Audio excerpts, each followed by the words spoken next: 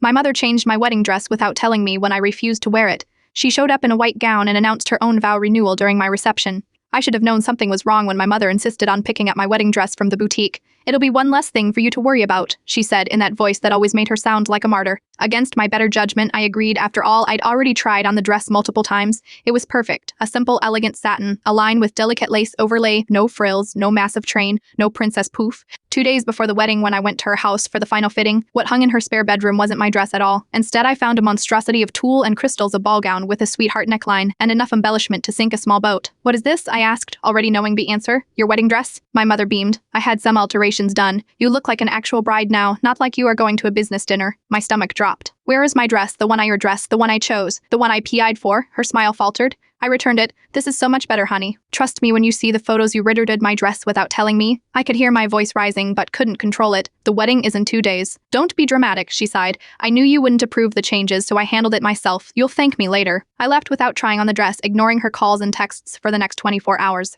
My fiancé suggested we just buy something off the rack, but bridal shops don't exactly keep size 14 gowns in stock for emergencies. That night, my maid of honor arrived at my apartment with a garment bag.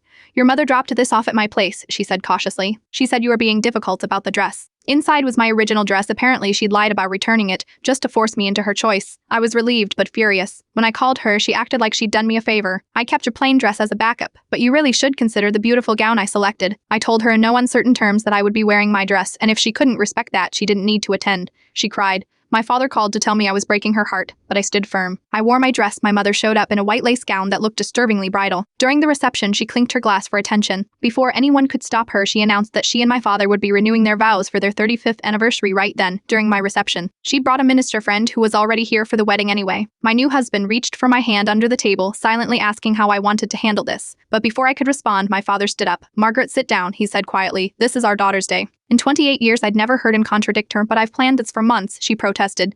"It'll only take a few minutes."